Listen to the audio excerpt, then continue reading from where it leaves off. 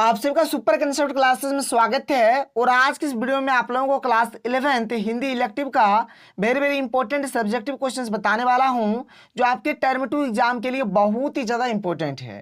तो आप लोग वीडियो पर कंप्लीट बने रहें, और अगर चैनल पर पहली बार आए हैं तो चैनल को सब्सक्राइब कर लीजिए और साथ ही साथ बेल के आइकन को प्रेस कर लीजिए, क्योंकि आपका जो कंप्लीट तैयारी है इसी चैनल के माध्यम से कराया जाएगा। तो चलिए शुरू करते हैं, और एक एक करके हर एक क्वेश्चन के आंसर को बहुत ही सिंपल तरीके से और इजी तरीके से डिस्कस करते हैं। और देखिए आप लोग का जो टर्म 2 का जो सिलेबस है आपको वही पढ़ना होगा, ठीक है। देखिए आप लोगों का दो सिलेबस जारी हुआ था ना, एक था टर्म 1 का, एक था टर्म 2 का। तो आप लोगों का जो टर्म 2 का जो सिलेबस है आपको वही पढ़ना है। आपका देखिए हिंदी इलेक्टिव में जो टर्म 2 का जो सिलेबस है उसमें जो पहला चैप्टर है जिसका नाम है ज्योतिबा फूले, और इस चैप्टर में जितने भी इंपॉर्टेंट क्वेश्चन है हर एक क्वेश्चन को हम लोग इसी वीडियो में डिस्कस करेंगे। और इसी प्रकार से आप लोगों को हर एक चैप्टर्स का वीडियो लेक्चर्स मिल जाएगा, ताकि आप लोगों का तैयारी अच्छे तरीके से हो पाए। तो देखिए यहाँ पर हमारे पास जो सबसे पहला जो क्वेश्चन है, क्वेश्चन नंबर 1 क्या कह रहा है देख लीजिए ध्यान से। क्या है कि ज्योतिबा फूले ने किस प्रकार की मानसिकता पर प्रहार किया। देखिए मानसिकता माने होता क्या है कि देखिए पहले के जो आदमी होते थे, मतलब पहले जमाने के जो आदमी होते थे, उनके मन में मतलब अलग प्रकार का अवधारणा या फिर धारणा होता था। जैसे कि छुआछूत का हो गया, या फिर जैसे कि स्त्री शिक्षा का हो गया कि स्त्री को शिक्षा नहीं दिया जाना चाहिए, उनको स्वतंत्रता नहीं दिया जाना चाहिए, घर के चार दीवारी से उनको बाहर नहीं निकालने के लिए मतलब परमिशन देना चाहिए। इस प्रकार का होता है उन लोगों का अवधारणा। मतलब जो पुराना जो अवधारणा है उसको हम लोग बोलते हैं रूढ़िवादी सोच। क्या बोलेंगे? रूढ़िवादी अवधारणा या फिर रूढ़िवादी सोच, ठीक है।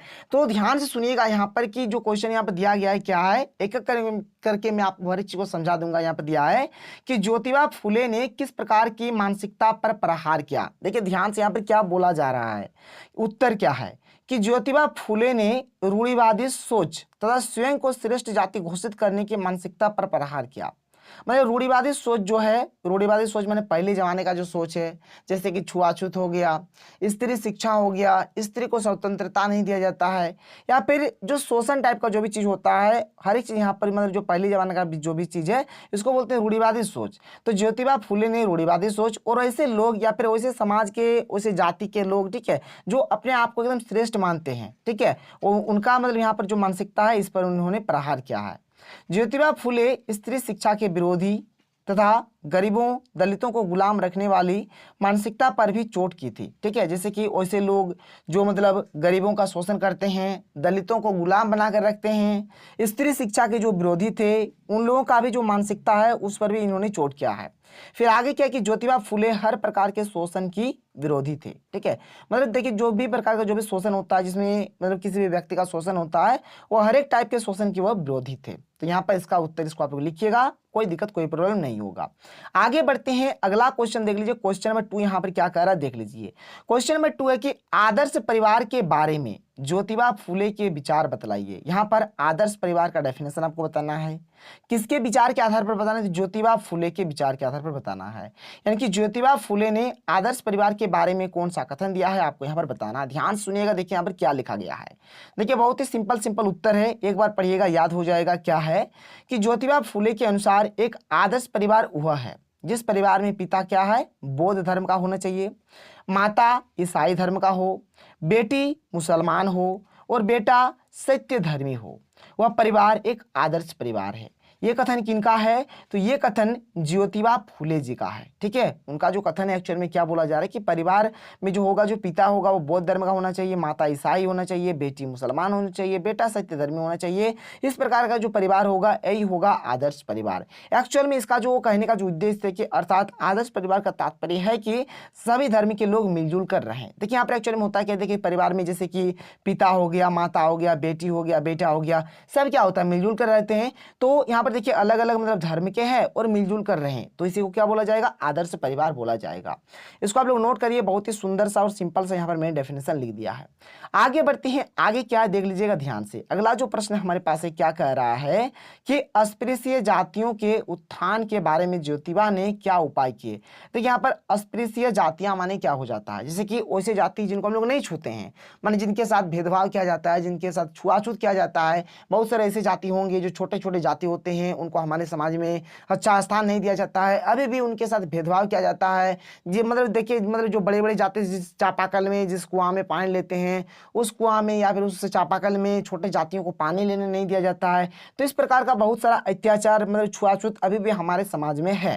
तो यहाँ पर इस प्रकार का जो छुआछूत होता है, इनकी जो अस्पृश्य जातियां जो है उनके उत्थान के लिए ज्योतिबा ने क्या उपाय मतलब बताए हैं, ये चीज आपको यहाँ पर समझाना होगा। देखिए ध्यान से यहाँ पर मैंने हर एक चीज को लिख दिया, अच्छे तरीके से समझिएगा। क्या है कि अस्पृश्य जातियों के उत्थान के बारे में ज्योतिबा ने निम्न उपाय दिए। क्या कहते हैं, पहला बात क्या है कि ज्योतिबा फूले ने अस्पृश्य माने जाने वाली जातियों के लोगों को अपने घर से पानी दिया। मतलब पहले तो पानी नहीं दिया जाता, क्योंकि देखिए इन लोगों के साथ जो इस टाइप के जो जाति होते हैं इनके साथ बहुत ही ज़्यादा छुआछूत वगैरह किया जाता है, इसलिए इनको पानी नहीं दिया जाता। तो मतलब ज्योतिबा ने क्या किया, अपने घर से इन लोगों को पानी देना शुरू कर दिया। अस्पृश्य जाति के बच्चों की शिक्षा का प्रबंध किया। मतलब जो भी मतलब ऐसी जाति है जिनको हमारे समाज में सही स्थान नहीं दिया जाता है, जिनके साथ अच्छी तरीके से मतलब छुआछूत किया जाता है, उन लोगों के जो बच्चे होते हैं उनको मतलब शिक्षा देने का प्रबंध किया। ब्राह्मणी मानसिकता पर चोट की। ब्राह्मणी मानसिकता माने क्या हो गया कि देखिए ब्राह्मण वगैरह जो होते हैं, ठीक है, वो मतलब अपने आप को श्रेष्ठ मानते हैं और जो छोटे जात होते हैं उनको मतलब सही ढंग से मतलब नहीं देते हैं। खैर अभी बहुत हद तक ये सब चीज मतलब धीरे धीरे खत्म हो रहा है, लेकिन ये पहले टाइम का जो बात है, एक्चुअल में बोला जी तो रूढ़िवादी विचारधारा है, ठीक है। तो इन्होंने क्या किया कि ब्राह्मणी मानसिकता पर भी चोट की। उन्होंने विद्या को शूद्रों के घर तक पहुंचाया, जो शूद्र होते हैं, ठीक है, शूद्र के घर तक विद्या को पहुंचाया, ताकि हर एक व्यक्ति, हर एक छोटा से छोटा बच्चा, गरीब से गरीब हो, अमीर से अमीर हो, हर एक कोई पढ़ लिख कर अपना जो भी मतलब ज्ञान है ज्ञान को ले, ठीक है। इस प्रकार से उन्होंने ये कदम उठाया। फिर आगे बढ़ते हैं, अगला जो क्वेश्चन है, क्वेश्चन नंबर 4 यहाँ पर देख सकते हैं क्या है। क्वेश्चन नंबर 4 कह रहा है कि सावित्री बाई के प्रमुख कार्य क्या थे। अब सावित्री बाई का यहाँ पर क्या क्या कार्य है बताना है। तो सावित्री बाई के प्रमुख कार्य लिख के आपको डैश दे देना है। पहला क्या है कि सावित्री बाई का प्रमुख कार्य स्त्री शिक्षा पर अधिक बल देना था। इन्होंने क्या किया, स्त्री शिक्षा पर अधिक बल दिया। फिर आगे क्या है, सावित्री बाई ने कई जगह पाठशालाओं की स्थापना की। इन्होंने क्या किया, पाठशालाओं का भी स्थापना किया, बहुत सारे स्कूल खोला। सावित्री स्वयं पढ़ाने जाती थी, घर घर जाकर पढ़ने वालों को क्या है उत्साहित, ठीक है, यहाँ पर उत्साहित लिखिएगा, उत्साहित, यहाँ पर थोड़ा सा मिसप्रिंट हो गया है, लिख देना है उत्साहित, उत्साहित करती थी। बात को ध्यान से सुनिए, जो सावित्री बाई थी वह मतलब वह खुद पढ़ाने जाती थी, लोगों के घर घर जाती थी और घर घर जाकर हर एक मतलब जो भी मतलब बच्चे होते थे हर एक को उत्साहित करते थे कि तुम लोग पढ़ो। ये बात हो गया। सावित्रीबाई महात्मा फूले के किसी भी कार्य में सहयोग देना अपना धर्म मानती थी, इसको भी नोट करिएगा। फिर आगे क्या देखिए कि सावित्री बाई ने शूद्र जाति के नवजात बच्चों की देखभाल भी की, इसको भी लिखिएगा, ये हो जाएगा इसका बिल्कुल सही और सटीक सा उत्तर। आगे चलिए क्वेश्चन नंबर 5 क्या है देख सकते हैं कि ज्योतिबा फूले और सावित्री बाई के जीवन से आज, ठीक है, जीवन से आज के समाज को क्या प्रेरणा मिलती है। देखिए मतलब देखिए इन्होंने तो पहले तो काम करके चल गया है और प्रेजेंट टाइम में जो भी हमारे समाज में जो भी चीज़ बीत रहा है, इस दोनों का जो भी मतलब इन दोनों ने जो भी काम किया था, इनके मतलब इनके लिए मतलब हमारे समाज को क्या प्रेरणा मिलती है आपको बताना है। तो देखिए यहाँ पर मैंने साफ साफ हर चीज़ को लिख दिया है। क्या है कि ज्योतिबा फूले और सावित्री बाई के जीवन से समाज में स्त्रियों की दशा को सुधारने की प्रेरणा मिलती है। अभी भी हमारे देश में स्त्रियों का मतलब जो सम्मान देना चाहिए वो सम्मान नहीं दिया जाता है, ठीक है, उनको पढ़ने के लिए मतलब हक नहीं दिया जाता है, अच्छे तरीके से उनको स्वतंत्रता नहीं मिल पाता है। तो ये सब चीज़ सीख मतलब मिलना चाहिए हमारे समाज को अभी के टाइम में कि स्त्रियों को भी ये मतलब देना चाहिए, स्वतंत्र पूर्ण तरीके से स्वतंत्र होना चाहिए उन लोग भी, मतलब ताकि अच्छे तरीके से पढ़ाई कर सके, अच्छे तरीके से शिक्षा ग्रहण कर सके। आज भी हमारे समाज में स्त्रियों को उनका हक नहीं दिया जाता है। स्त्रियों को न तो पढ़ने की स्वतंत्रता है और न ही कहीं आने जाने की।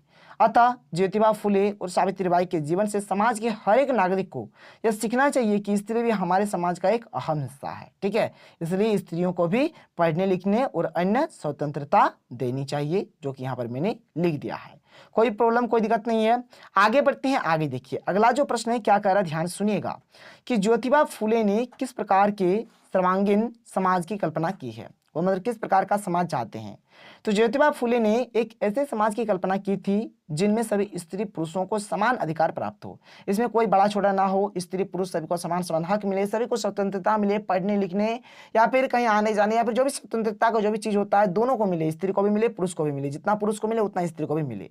प्रत्येक व्यक्ति के बीच किसी प्रकार का भेदभाव ना हो। ज्योतिबा फूले ने विशेषकर स्त्री समानता पर बल दिया। स्त्री समानता माने क्या, स्त्री को भी समान समान हक मिले, स्त्रियों को पुरुषों के समान जीने का अधिकार तथा स्वतंत्रता पूर्वक रहने का, ठीक है, रहने का अधिकार देना चाहिए, जो कि यहाँ पर साफ साफ लिखा गया है।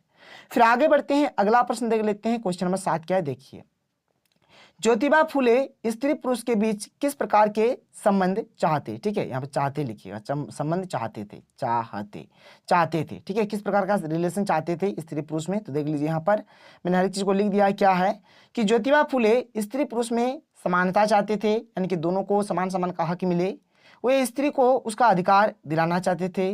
ज्योतिबा फुले मानते थे कि स्त्री शिक्षा के दरवाजे पुरुषों ने बंद कर रखे हैं। बिल्कुल बात सही है, अभी भी बहुत हद तक होता है। ज्योतिबा फुले कहते हैं कि सदियों से ब्राह्मण समाज ने शूद्रों के साथ साथ स्त्रियों का भी शोषण किया है। उन्होंने स्त्रियों को कभी सिर नहीं उठाने दिया। पत्नी धर्म के नाम पर उन्हें गुलाम बनाकर रखा। बिल्कुल बात सही है, ठीक है, स्त्रियों को पत्नी धर्म के नाम पर गुलाम बनाकर रखा जाता है। अतः शूद्रों के अतिरिक्त स्त्रियों को भी अपने अधिकारों के लिए ब्राह्मण समाज का विरोध करना चाहिए। ये हो गया इसका बिल्कुल सही उत्तर। क्वेश्चन नंबर 8 यहाँ पर क्या कह रहा है, देख लीजिए ध्यान से। क्या कि स्त्री शिक्षा का व्यवहारिक उदाहरण ज्योतिबा ने किस प्रकार प्रस्तुत किया। देखिए इसका उत्तर क्या है कि ज्योतिबा फुले ने अपनी पत्नी सावित्री बाई को शिक्षित बनाया। ज्योतिबा ने उन्हें मराठी भाषा ही नहीं, अंग्रेजी लिखना पढ़ना और बोलना भी सिखाया। देखिए ज्योतिबा फुले ने अपनी पत्नी जो है, देखिए ज्योतिबा फुले जो है एक मतलब पुरुष का नाम है, ठीक है, और इनका जो पत्नी था, पत्नी का नाम था सावित्री बाई। तो सावित्री बाई को उन्होंने मराठी भाषा तो सिखाया, ठीक है, मराठी भाषा के साथ साथ उन्होंने उनको अंग्रेजी लिखना पढ़ना और बोलना भी सिखाया। ज्योतिबा फुले ने 14 जनवरी 1848 को पुणे में पहली कन्याशाला स्थापित की। ज्योतिबा और सावित्री बाई दोनों मिलकर स्त्री शिक्षा के मिशन को पूरी लगन के साथ पूरा करने में जुट गए। तो ये बात हो गया, इसको लिखिएगा। आगे बढ़ते हैं, जो कि हमारे इस चैप्टर का लास्ट क्वेश्चन है। देख लीजिए यहाँ पर क्या दिया गया है कि ज्योतिबा और सावित्री कैसे एक एक मिलकर 11 हो गए। देखिए दोनों ने मिलकर, यानी कि पति पत्नी दोनों ने मिलकर बहुत ही मतलब अहम काम किया। इन लोगों ने स्त्री शिक्षा का मतलब जो प्रचार प्रसार किया, स्त्रियों के एक्चुअल में महिलाओं के लिए जो पाठशालाओं का निर्माण किया, एकदम काबिल तारीफ है। आगे बढ़िए, यहाँ पर इसका जो उत्तर होगा देख लीजिए उत्तर क्या है। उत्तर में साफ साफ लिखा है कि ज्योतिबा और सावित्री ने मिलकर स्त्री शिक्षा के मिशन को पूरा किया। वे दोनों किसानों और अछूतों की झुग्गी झोपड़ियों में जाते और लड़कियों को पाठशाला में भेजने का आग्रह करते थे। लोग उनके इस काम में तरह तरह की बाधाएं डालते, मजाक उड़ाते, पर वे दोनों लगातार 50 वर्षों तक एकजुट होकर काम करते रहे। इसलिए ज्योतिबा और सावित्री के लिए एक 11 होने की बात कही गई है। ठीक है, कोई दिक्कत नहीं होगा, आप लोग इसको नोट कर लीजिएगा। और अगर आपको वीडियो पसंद है तो वीडियो को लाइक करिएगा। जितना आपके कॉन्टैक्ट में जितने भी दोस्त होंगे सभी के साथ वीडियो को शेयर करें। तो चलिए मिलते हैं अगले वीडियो में। थैंक यू, जय हिंद।